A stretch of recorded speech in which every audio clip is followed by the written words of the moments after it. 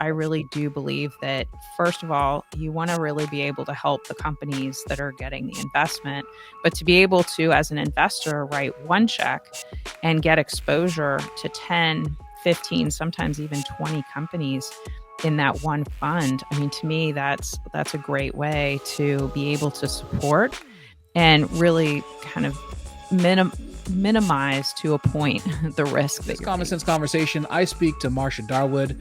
Marcia is an angel investor who created a way for individuals who are interested in investing and doing good in the consumer marketplace and still get a return on their money to do so.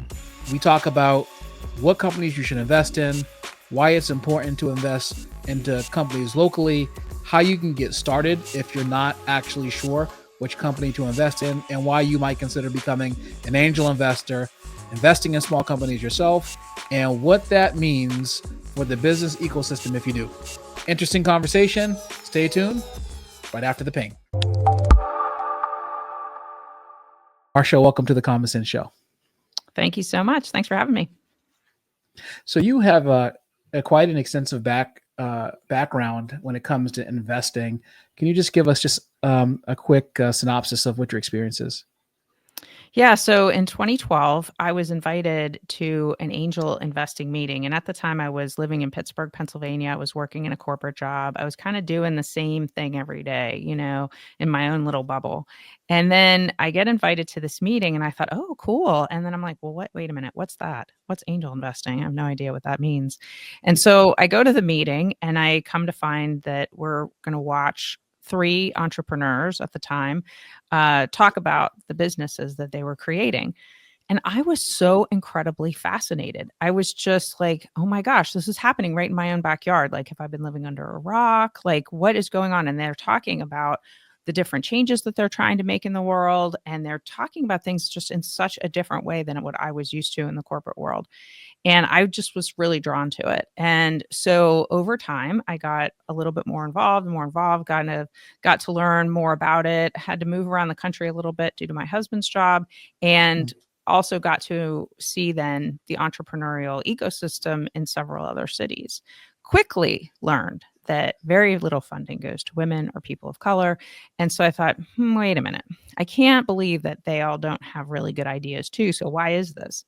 And a lot of it is because we just don't have enough investors that look like the people that we want to invest in. So I thought, well, we really need to change this. And so I've kind of been on this mission for the last couple of years. Like, how can we educate people and make them feel more comfortable and make them feel like this is actually accessible to them? Because I know when I started, I thought it was for rich people. Like you mentioned Shark Tank. Like, I thought you had to have a private plane and, all these things, billions of dollars. But that's just simply not true. So at least not in the last, 10, 15 years. So a lot of those myths need to be, demystified. Why was it so important to you? And I know that you said kind of briefly that, you had uncovered that women and minorities tend to have less investments in their firms. But what did that matter to you?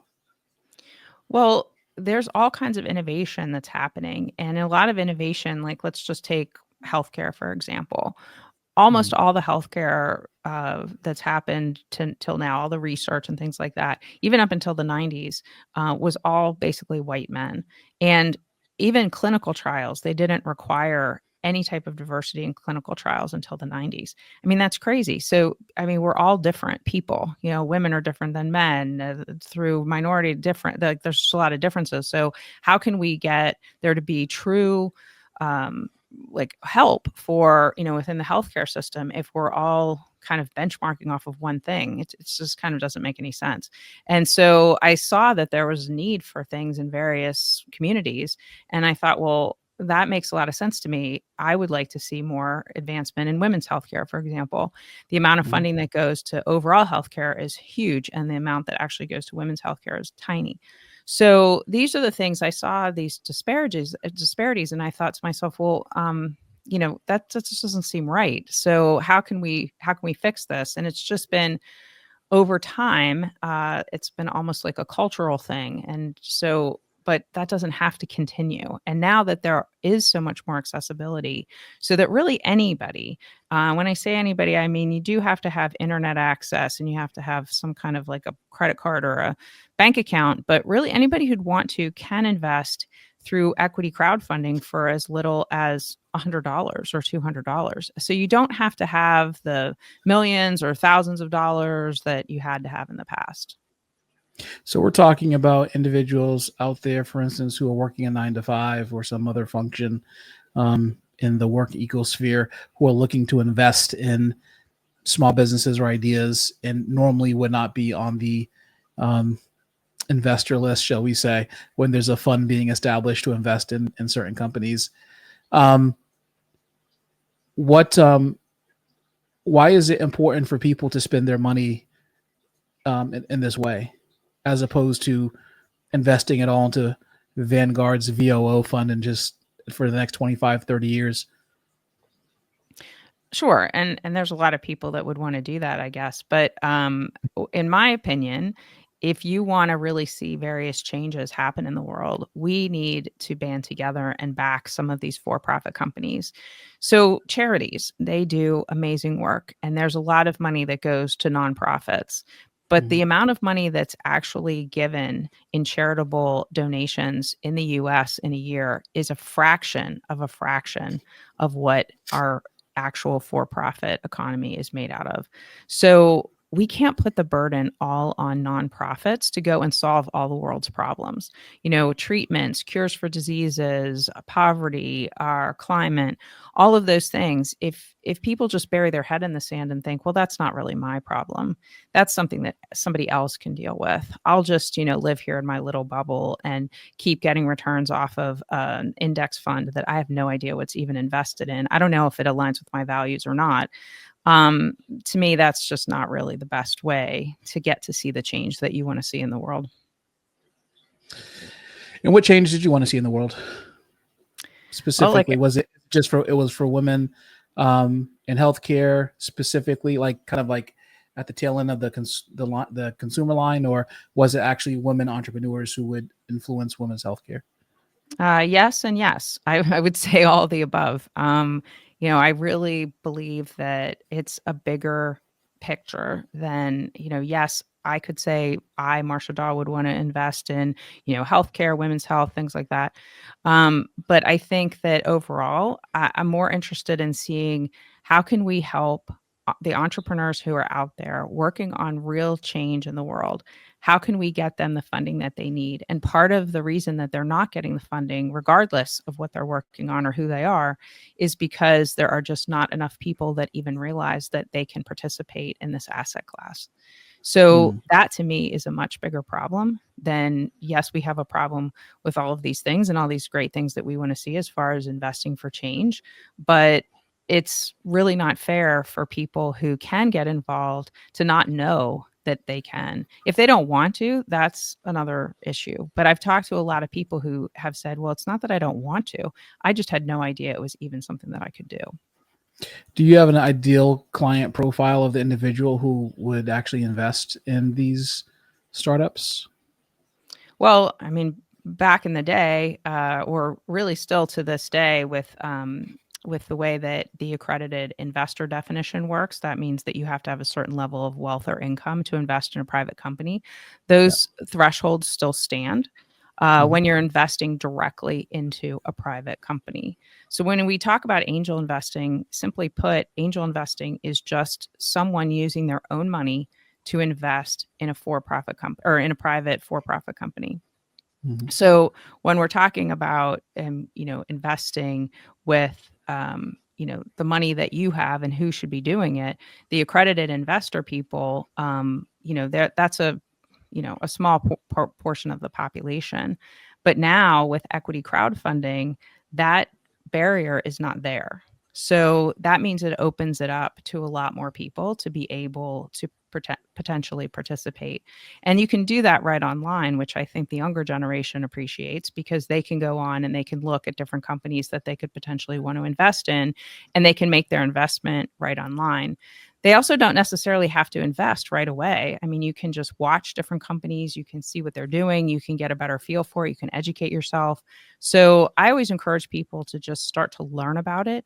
If they just start to learn about it, you never have to really invest any money if you don't want to. Again, I'm not a financial advisor. I'm not here telling people what they should or shouldn't do with their money. You should definitely ask a financial advisor before you make any financial decisions. But I would definitely say that people should at least know what their options are out there and the things that they can do. And so much has changed in the last couple of years that I just think it's important that people know. Yeah. I mean, it's a good point. And where are you sending people who are curious about this for education? Are they just chat GPTing it or Google Um, Geminiing it? How are they I getting don't, information? Yeah, I guess they absolutely could do that.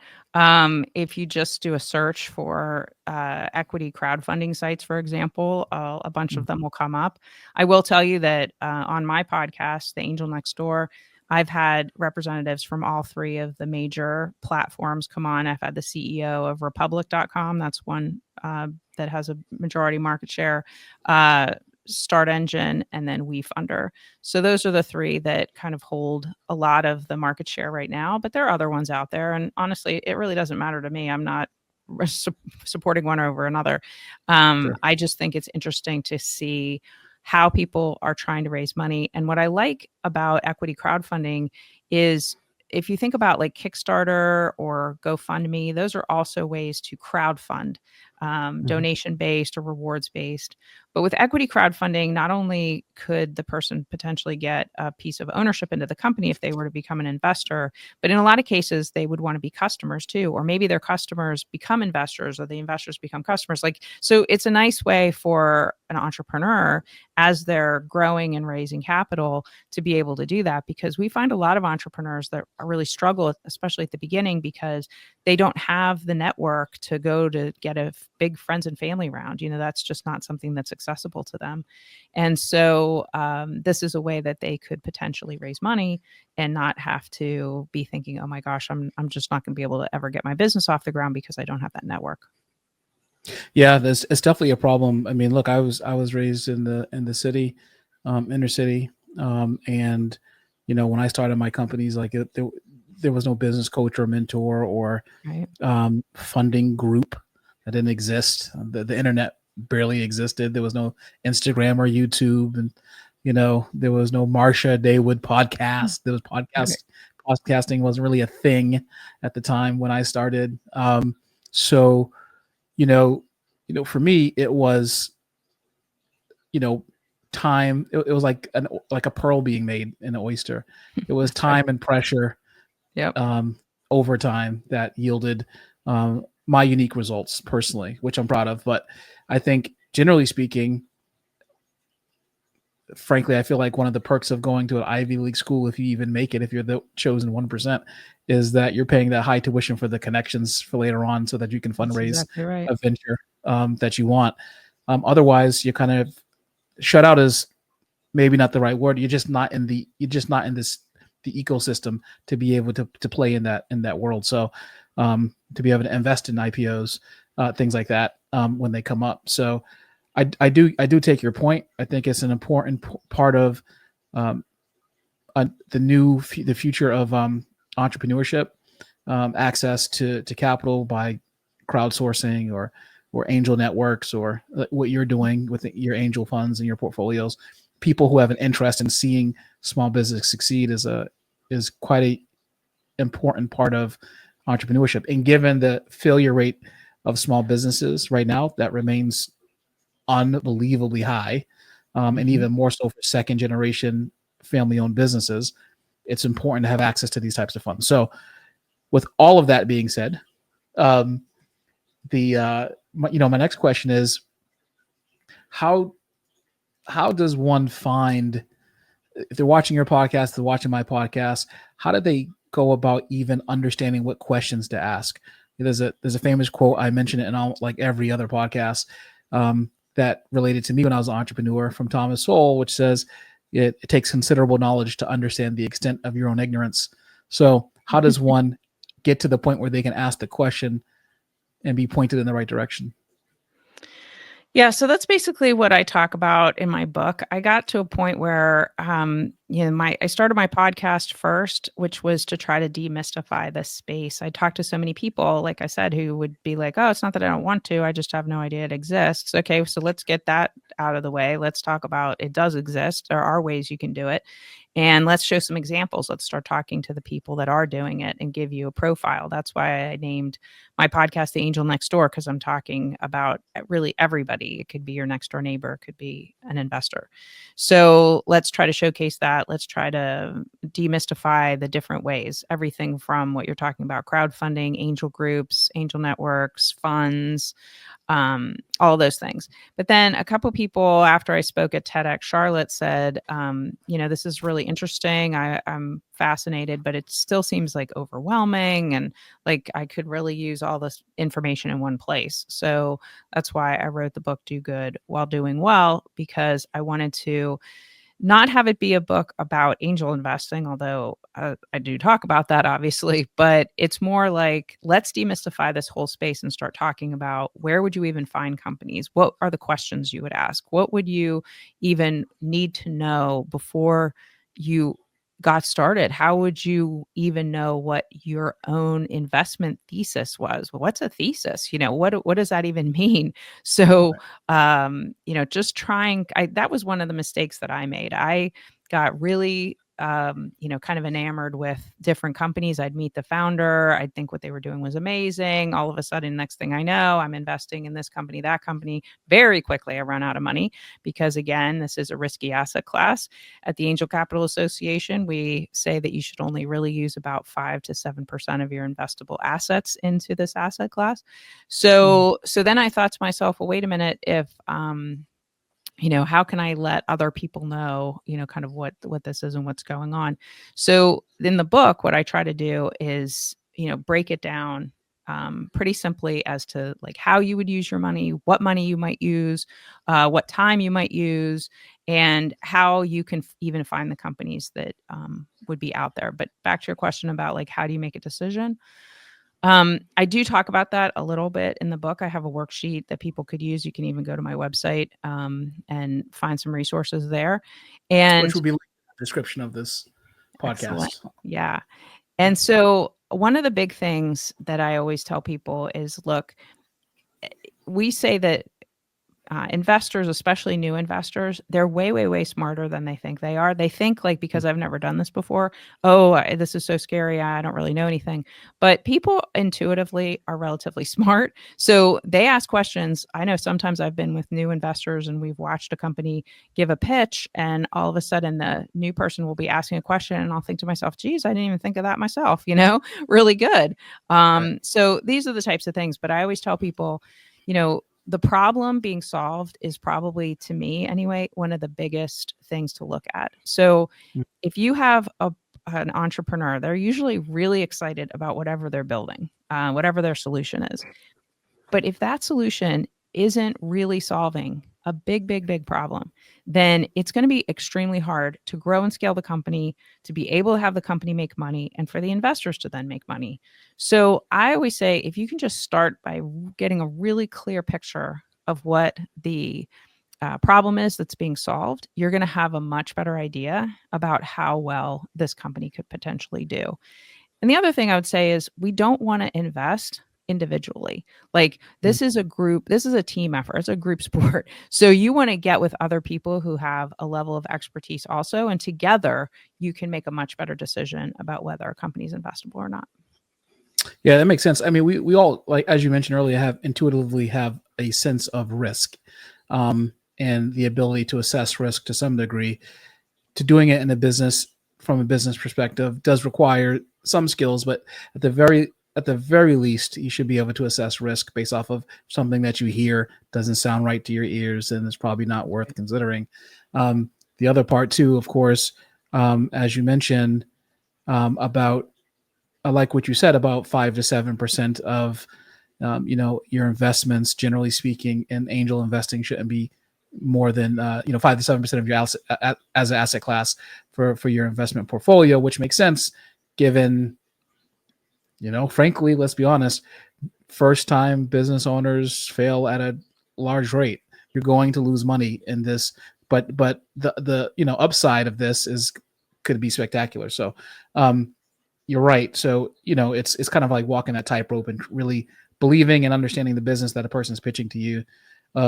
It's tough when people make a lot of if could statements when it comes Hmm. to their pitching and what they're presenting out there to the world, without any specific data. Um, everyone looks at something different. I'll give you an example.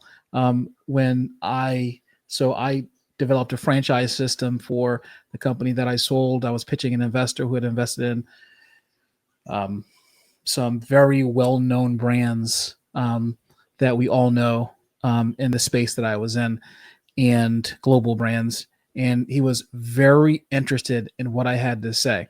And the thing that he specifically, others weren't, but he was concerned about, was just how many social media followers I had, because of what he wanted to see or perceive as a community brand involvement with the brand. And I think that was his gut talking to him about what he didn't want to see. So I just use that as an example, as kind of like to help crystallize what you're saying about knowing, understanding what a business does, and then making a choice based off of risk. If he perceived, for whatever that's worth, that I needed to have a bigger brand following.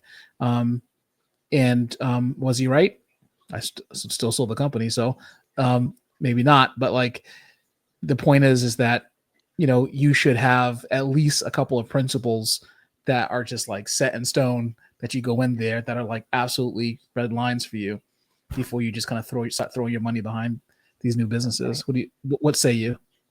Yeah, no, I completely agree with you. And also, the ones that you think are going to be the greatest companies, you're like, oh, this is definitely a home run, right? That company will probably fail, right? Yeah, So, yeah. and out of 10, I mean, statistics show that out of 10 companies, like five, six, seven of them go under. And Yeah. so, it's the one or two that you're looking for out of 10, 20 companies that are really going to hit it. And which is why I have a whole chapter in my book about diversification. So you really need to make sure that you are not putting all your eggs, or this case, I say your halos, into one basket, because you really don't want to have one or two companies in your portfolio. All of a Mm. sudden, even one of the two goes under. Ooh, now Yep. you're in you're in quite the pickle. So, with my personal portfolio, I have been a big fan of being involved with funds, because I really do believe that, first of all, you want to really be able to help the companies that are getting the investment, but to be able to, as an investor, write one check and get exposure to 10, 15, sometimes even 20 companies in that one fund. I mean, to me, that's a great way to be able to support and really kind of minimize to a point the risk that you're taking. Oh, absolutely. Absolutely. I'm a big fan of funds. I've had plenty of friends of mine's raise multi six centimilia funds. Right. Um, and it's kind of awesome if they have a good managers managing the fund, and they have a nice track record of doing it. Everyone has to start somewhere. But it's nice to kind of at least if they have the advisory behind them, if they're newer, who have experience doing this, that makes a big difference, of course, as well. But yeah, I mean, you make a really, really strong point, and this is what's needed in the entrepreneur ecosystem, which is capital, and there is a lot of capital out there. One of the things I've learned in my business journey over the last over 20 years, um, is that there is a lot of money out there from a lot of different sources, and sources that you would never expect That's to right. to find funds. And there's so many people who sit on cash uninvested, which in I know. 2025 It's is crazy. weird. Yeah, it's crazy. And then So as people get older, I was actually doing some research the other day. As people get older, they, especially women, they could end up outliving their money because they're so concerned. They're keeping it all in cash, and that's not growing. It's not giving them, it's not spitting off any type of income. So I think mhm. there's a problem with people sitting on too much cash. Yeah, no, absolutely. I mean, at any given year, Warren Buffett is sitting on some kind of trove. I mean, he's absurdly wealthy anyway. But like, regardless, that beside the point. Like, he sits on cash when he's sold out of his positions all the time, just waiting for something to jump into. That's right. And Yeah. there's investors out there not on that level necessarily, but who are similarly waiting for opportunity for a articulate, bright-faced entrepreneur to come by with a great idea. So I'm in the business coaching fractional executive space, and I can tell you from firsthand experience, and of course I'm sure you've seen these businesses too, that there are a lot of businesses from my perspective for what I do who actually have really good services and really good products.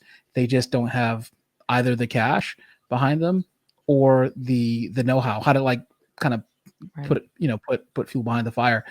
And which is why I'm kind of like actually happy about a lot of the accelerator programs Hmm. that have popped up over the years, to introduce expertise into some of the um, you know targeted specialties, business specialties. I just started a company now because if you know entrepreneurs, you know that we can't sit still. That's um, right. a construction firm, right? So I wanted to be in the service-based home services, specialty construction space for a long time. So I chose drywall painting and mold remediation because it's boring, and as long as there's water running through houses, we're going to get calls. That's right. Um, Yeah.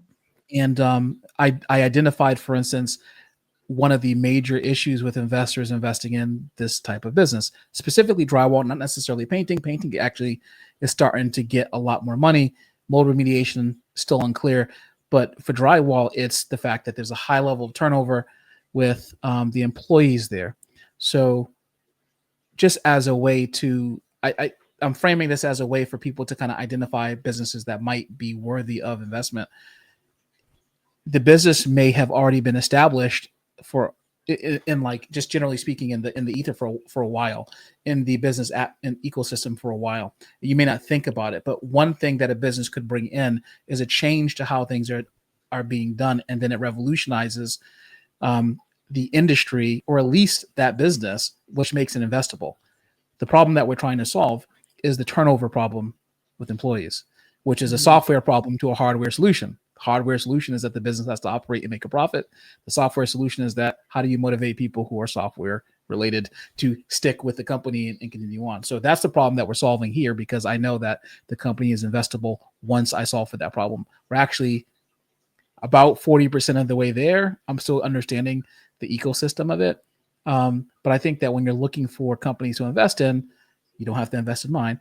You know, it's companies that have identified a solid, recession-proof business, that they're able to innovate an aspect of that industry, that actually makes it even more recession-proof or more sticky for the people who work with them or do business with them. Mhm. It's just kind of how I see like investments. I kind of like build businesses how I think people will want to invest in them, and then how they should operate at the highest level. Um, why? Um, I guess my next question is who.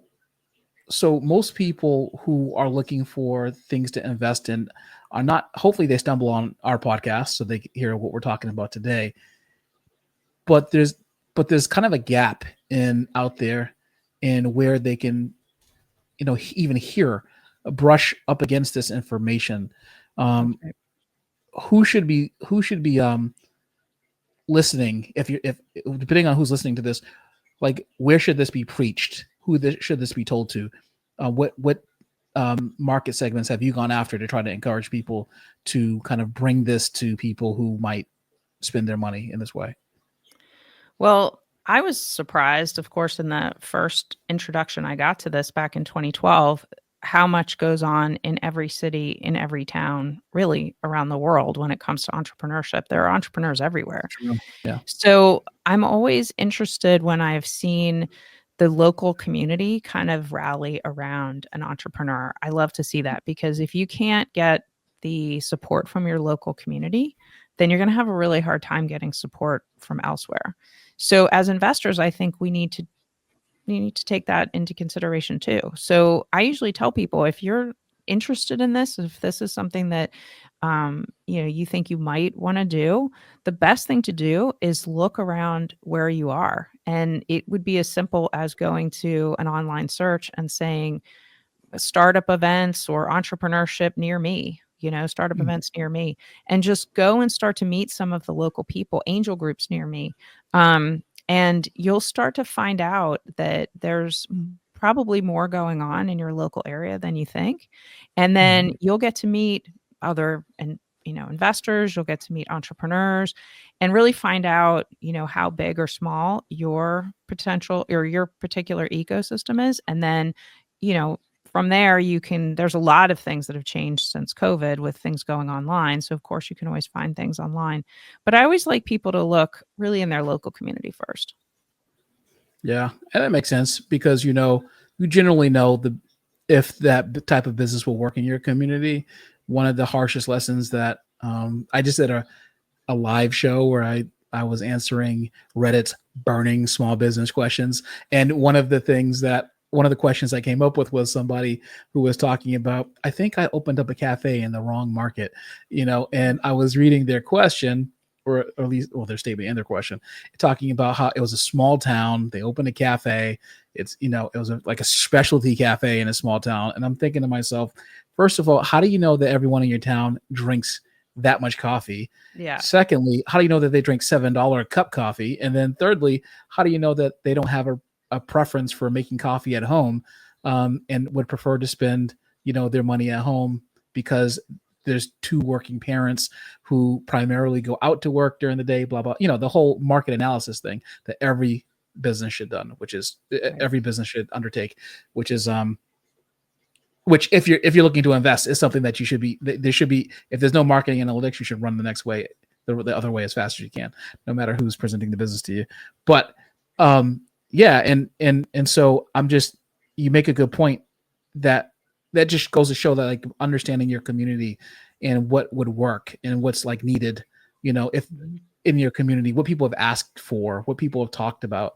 I thought about starting an investment group myself locally, just to get the ball rolling. Everyone puts in a certain Yeah. amount. Then you do a call for businesses to come in to see what you can invest in, blah, blah, blah. I didn't have it specified to minority owned businesses or women owned businesses. It doesn't really matter what business. What matters is the idea for the business for me. Um, but I think you're right. I think that having a local understanding is a great place to start, because that's where it's needed the most. And there are a million resources. You're right, across the U.S. There's been like hundreds of billions of dollars poured into entrepreneurship with programs that are currently existing right now across the US that are just underutilized, Yeah. literally sitting on the shelf. It's unreal.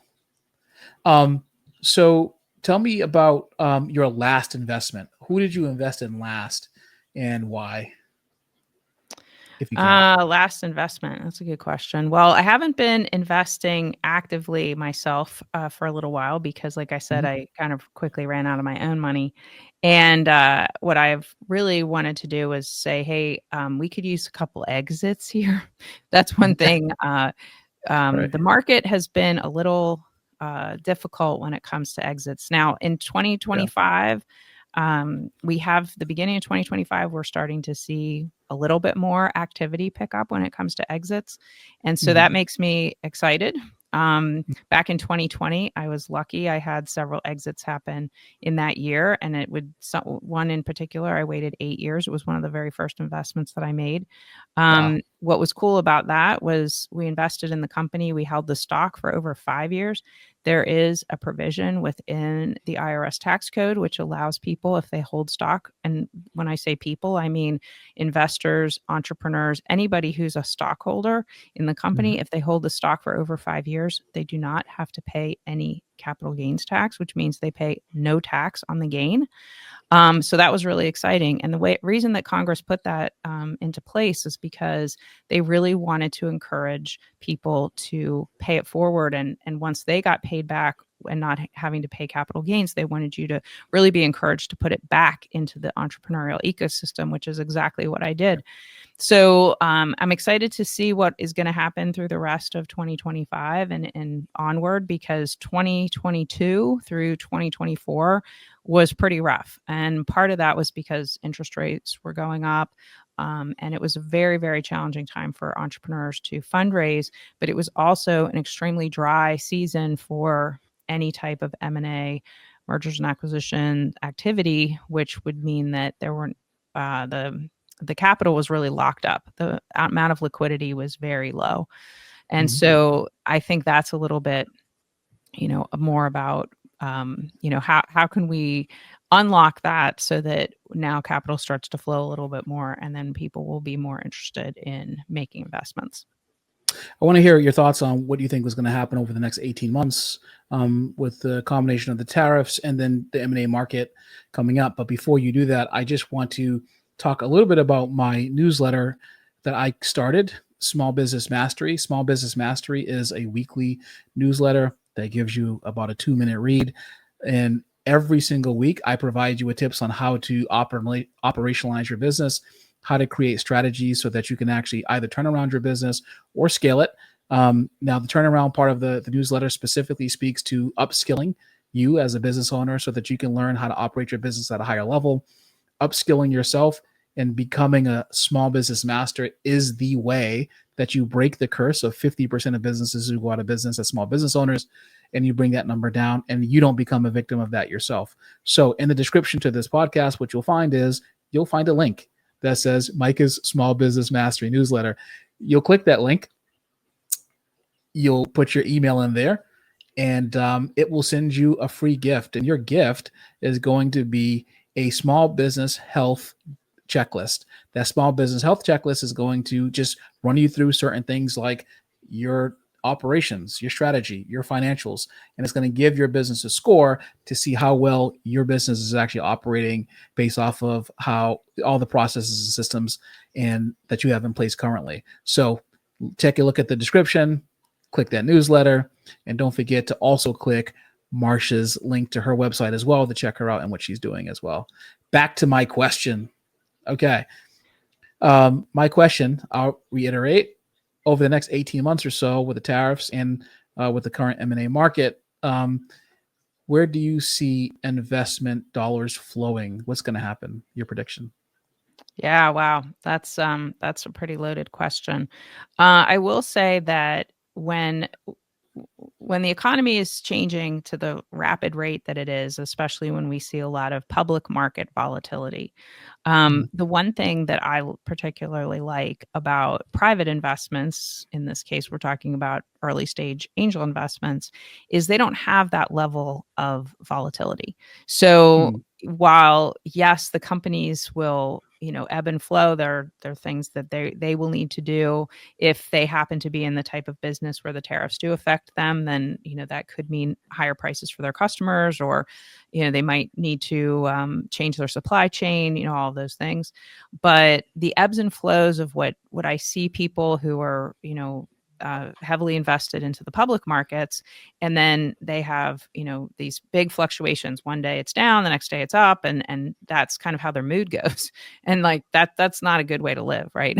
So I like this. Not if you don't want to maintain the steady weight for the entire time. That's exactly right. Yes. Yeah. So I would like people to feel a little calmer and not so freaked out all the time. Right. And I think angel investing is something, while we don't see those, the volatility in the day to day, it is something that you actually can get a little bit more, hands on with. So a lot of these entrepreneurial companies, they're looking for help. Now, when I say help, that doesn't mean that you're going to bother them every single day and call them with all your woes, asking them tons of questions. When I say help, I'm talking like, is there a network that they need access to, that you have access to, that you could give to them? Is there something that you could be doing? Like maybe if you are an investor, like this is what we've been doing with our portfolio companies, is, especially the ones that I'm invested through funds, is we're going out to the portfolio companies and saying, hey, as as we're learning about these different changes that are going to happen, how is that going to affect your business? If it's a company that has, for example, the need for FDA approval, well, that who knows what's going on with that right now. So Yeah. we need to like just kind of get people prepared, be talking about it, be thinking about it, and with that comes changes that the company might have to make, and that's something where the investors can really step in and start to say, hey, well, I know somebody that you could potentially partner with, or maybe there's two or three small business or startups that could work together so that they together could get better pricing for X, Y, or Z. So I think this is a time when, if you are an investor in early stage companies, that you really want to get involved. You want to be there as a resource, and just tell your portfolio companies, hey, I'm here. If you need help, if you're looking for tell us your ask list, and let's see if we can help you. Great point. I think this is one of the few times in life where cheating on the test is actually necessary. Yeah. Meaning that you have the ability to get all the answers from people who may have invested in you, who have the skills. Maybe they don't specialize in everything that you do, but like, as you mentioned, the network that they might have that they can introduce you to. Maybe, for instance, if I was an investor in yours, you should definitely leverage my ability to grow and scale a company and to Right. build systems and be a system architect. Those are the questions that you should ask if you're actually receiving these investments, I believe. And being humble enough to ask for help in the questions in advance. Cheating on this test is actually acceptable, and it shortens the learning curve. And when the learning curve is shortened, then the multiples go up for investment. And you want to be the first one to get the first multiple before the people buying it right behind you realize that they can get it for a lower multiple. Right.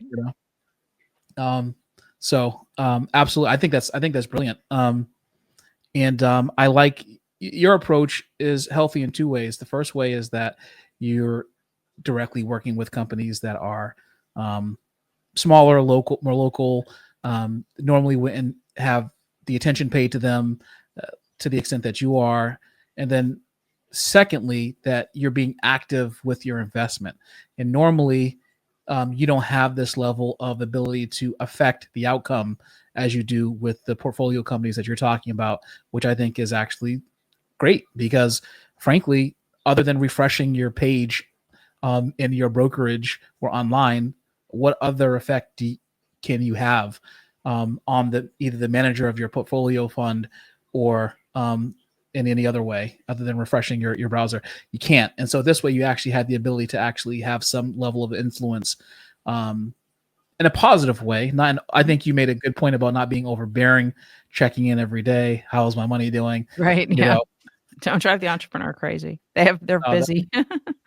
Yeah, you don't want them cutting the check back to you and saying, "Okay, I can't do you anymore." So Right. that would be pretty tough. But yeah, I think those are two things I think about when you talk about having kind of like your hands in the dough and kind of helping them out just a little bit, but not too crazy. So, Marcia, is there anything specific? I know you talked about your book. Anything that you want those who are who are watching this to know that you have coming up? Any new initiatives?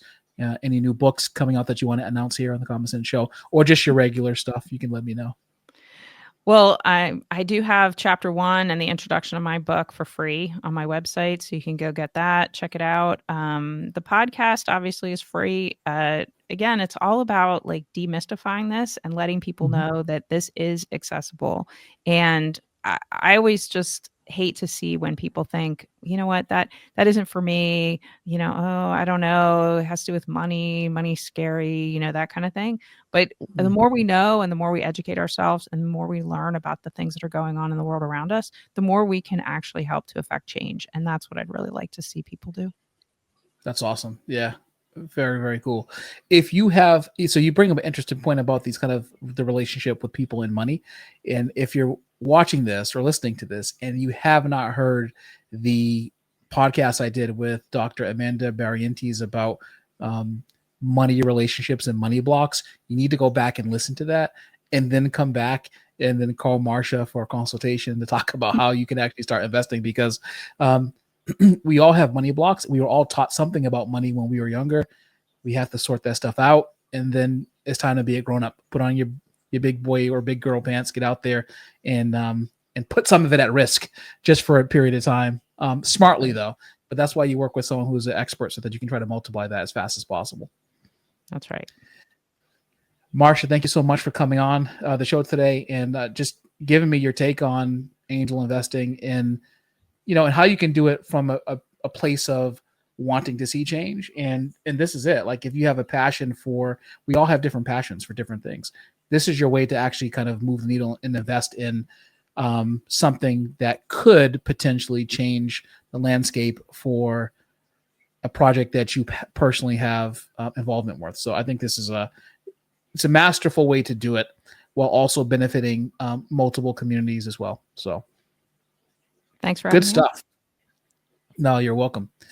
All right. Well, she's Marcia. I'm Micah. And don't forget, if you don't go about doing your business, you're going to be doing the business of someone else. Until next time, we're out of here. Bye.